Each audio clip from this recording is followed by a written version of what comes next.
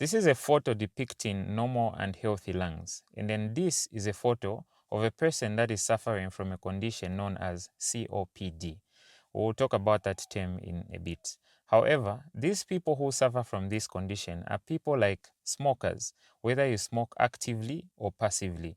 People who are found in mining areas, mufulira, those fumes that come from outside and then you breathe them in over a long period of time create you problems. People who are exposed to silica, the so-called silicosis. These are the things that we're going to talk about today. So COPD, the letters themselves, chronic just means for a long time. So this is a condition you're having for a long time. And then obstructive obviously means something is being blocked. And then pulmonary means your lungs, and then disease is obviously disease. In simple terms, you have a problem in breathing in and out because your lungs have developed a problem. Some people relate to this condition as asthma in adults, like asthma that starts in adulthood. But this is not asthma, and a lot of times you go to the hospital and you are told as an elderly man that you have developed asthma. But many times, if you look at your history, especially if you're a smoker, this is a thing that happens to you. So this photo is just depicting the normal structure of your lungs and the airway. So this here is your trachea.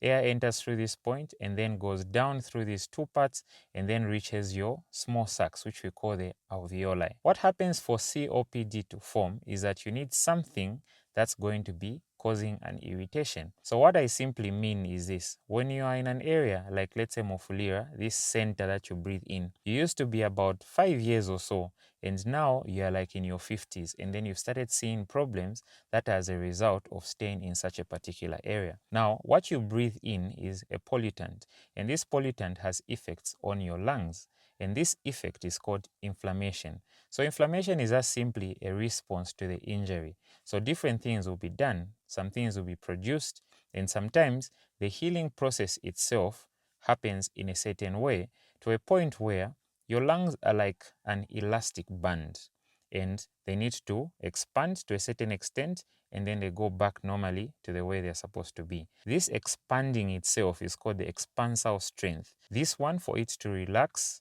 at that point and then come back to the way it was, the relaxation itself allows for that filling in of air. Now, in this condition, because you've been subjecting your lungs to this insult for a very long time, your lungs start getting injured in such a way that they start to narrow. So this same tube that you're seeing here becomes smaller. Your alveoli, those small sacs, they lose their ability to trap in so much air and then relax so that they force it outside. And then you have an airway which is not so much open as it was before. It's not only the pollutants that are going to be an issue in this condition, because think about it. Certain people smoke for many years, but they never have these conditions. But others will smoke and then have the same conditions. The trick here is genetics. There are certain people who have certain genes that make it easier for their lungs to develop such conditions. And also, there are certain people who are just born with lung defects, where it's very easy for you to develop this condition unlike others. The key thing here about this COPD is that it takes a very long time to develop. We're talking about a period of greater than 20 years. This is a condition that is not actually reversible. You'll go to the hospital and you'll be having certain symptoms, but they'll just help you solve them in the moment, but they will come back. The symptoms I'm talking about is things like a cough. The cough can be dry, or sometimes you can expel something. You can also have difficulties in breathing, and also this can happen when you try to move around or try to do some simple activity. And this simply happens because your lungs, since they've lost that expansile strength, they are trapping in so much air in within your lungs because they don't want to lose everything. If they were to expel all the air, they'll just simply close. Remember those sacs I was talking about. So they've developed a way of kind of keeping in enough air so that not so much comes out, so that they maintain the integrity of your lungs. Another symptom you're going to see is just getting tired easily, and also you can have wheezing. Now, wheezing is something that we also find in asthma. It's sort of like a whistling sound. So think about it. If I want to whistle, I'm going to narrow my mouth so that the whistle comes out. It's the same thing that's happening to your lungs. If your lungs have become narrower than they used to be, when air is trying to come out, it's like your lung is trying to whistle. So many of these symptoms can be managed even at home without actually doing anything at all.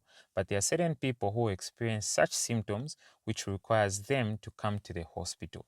We call these exacerbations, so worsening of those symptoms, which will require treatment. And these exacerbations, the more that they are in a period of time, let's just say a year or so, it proves that your lungs are actually becoming worse than they were before. The treatment is something that we'll talk about on another day. However, prevention is something we cannot skip. And what you need to do is actually avoid those same things that are causing you problems. So if you're a smoker, stay away from smoking. If you know that you live in an area which has a lot of these fumes, make sure that you maybe relocate if that's possible, or find ways of protecting yourself when these things actually come. An example is wearing this N95 mask, which can actually help you to a certain extent. For those people who like charcoal burners, you're exposed to the smoke for a long time, you can have this same condition.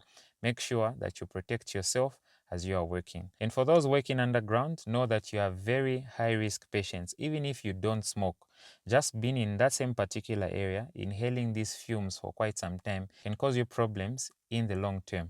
I'm saying this because I've seen a lot of patients, minors, in their 60s, 70s.